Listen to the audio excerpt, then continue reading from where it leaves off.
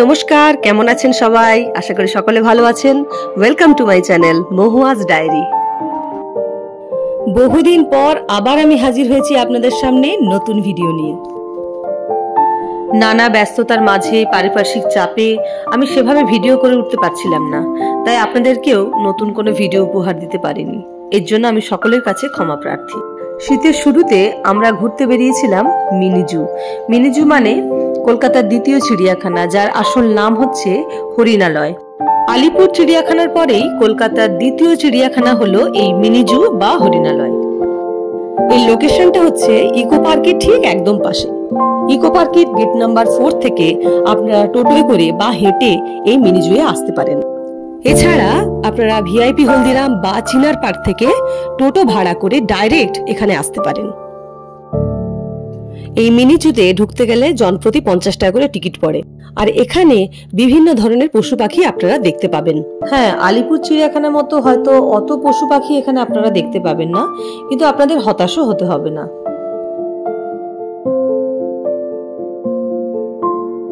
আলিপুর চিড়িয়াখানায় যে পরিমাণে ভিড় হয়, সেই ভিড়টা কিন্তু এখন অবধি এখানে দেখা যায় না, কারণ এখানে বেশি পশু পাখি নেই, খুব অল্প পরিমাণে আছে। মোটামুটি হাতে যদি 1-1.5 ঘন্টার সময় থাকে আপনারা পুরোটাই কভার করে নিতে পারেন।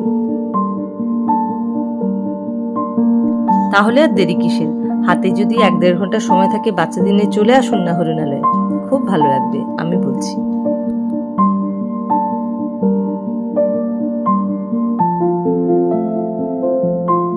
এই হরিণালয় সকাল 9:30-10টা নাগাদ খুলে দেয়, আর বিকেল 5:30-6টা পর্যন্ত খোলা থাকে।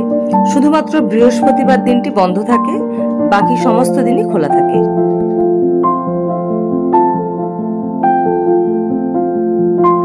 এই হরিণালয়ের ভেতরে নানা রকমের পাখি আছে, জিরাফ আছে, জেব্রা আছে, জলহস্তি, কুমির, হরিণ, আরো অনেক ধরনের পশু পাখি আপনারা এখানে দেখতে পাবেন।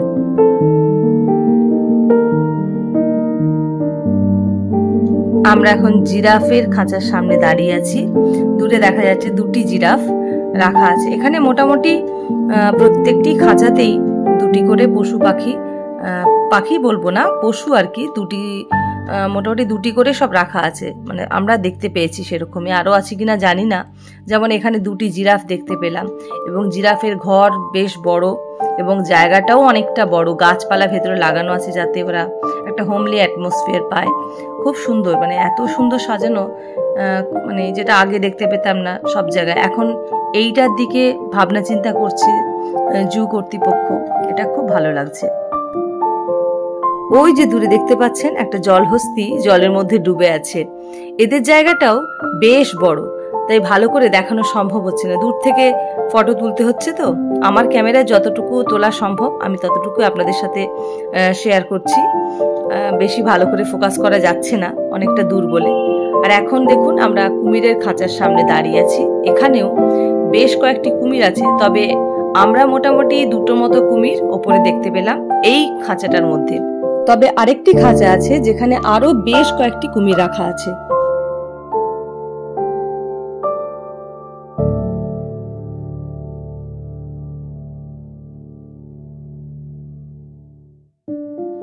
এখানে দেখুন বেশ কয়েকটা ক্যাপুচিন মাঙ্কি। এগুলো কিন্তু আমাদের ভারতবর্ষের নয়, এগুলো বাইরেকার। তবে এদের জায়গাটা একটু ছোট আমার মনে হয়েছে। ওভারঅল চিড়িয়াখানাটা আমার খুব ভালো লেগেছে। পশু পাখিদের থাকার জায়গাগুলো খুবই সুন্দর, বেশ অনেকটা জায়গা জুড়ে করা হয়েছে। এক্সেপ্ট 2-1টা পশু পাখি ছাড়া, সেগুলো তো থাকি, ব্যতিক্রম থাকি। কিন্তু ওভারঅল চিড়িয়াখানার মেনটেনেন্স খুব সুন্দর, পরিষ্কার পরিচ্ছন্ন। এখানে আপনারা যদি এসে পিকনিক করতে চান সেটাও করতে পারেন, সেটাও এরা অ্যালাউ করে। 2-4 জনকে দেখলাম বসে পিকনিক মতো করছে, মানে ফ্যামিলি নিয়ে এসে। তবে এইটুকু আমি রিকোয়েস্ট করি, যদি পিকনিক করেন অন্তত নোংরা করবেন না, যেখানে সেখানে ময়লা ফেলবেন না।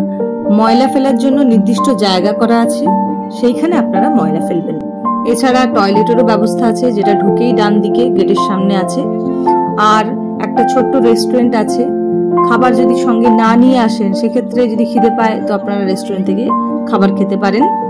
এছাড়া একটা বাচ্চাদের ছোট্ট পার্ক আছে, যেখানে বাচ্চারা স্লিপ চড়ে বা দোলনা চড়ে আনন্দ করতে পারে।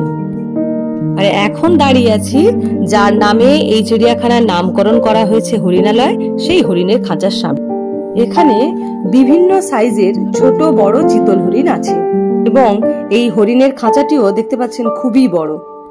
আর যেটা দেখতে পেলাম, যেটা সচরাচর সব জায়গায় দেখতে পাওয়া যায় না, বেশ বড় বড় সাইজের চিতল হরিণ, যেটা কিন্তু সব জায়গায় চোখে পড়ে না। দেখবে তো। আর এখন হেঁটে যাচ্ছি সেই যে আগে বলেছিলাম আরেকটি কুমিরের খাঁচা আছে, সেই কুমিরের খাঁচার পাশ দিয়ে। এখানে প্রায় 7-8টা কুমির দেখতে পেলাম। ওখানে বলেছিলাম 2টো কুমির আছে, এখানে কিন্তু অনেকগুলি কুমির রাখা আছে। তো ডাঙাতেই অনেকগুলো শুয়েছিল, আর জলেও কিছু আছে। জলেরগুলো দেখা যাচ্ছিল না, শুধু পিঠটা দেখা যাচ্ছিল। আমার ছেলের খুব ভালো লেগেছে, ও আবার যেতে চাইছে ওখানে। দেখা যাক কবে সুযোগ হয়। আসলে চিড়িয়াখানা তো বাচ্চাদের জন্যই, ওদেরও তো ভালো লাগবে না। আর এই যে দেখুন, একটা বড় কুমির সামনে থেকে দেখতে পেলাম, একদম সামনে শুয়েছিল।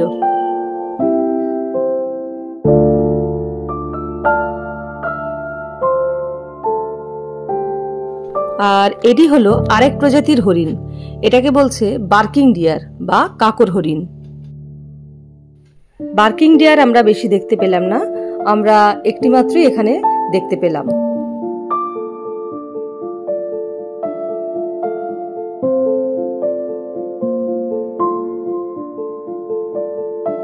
আর এই খাঁচাটিতে রয়েছে 2টি এমু পাখি, আর ওই দিকে দূরে খাঁচাটিতে রয়েছে 2টি উট পাখি।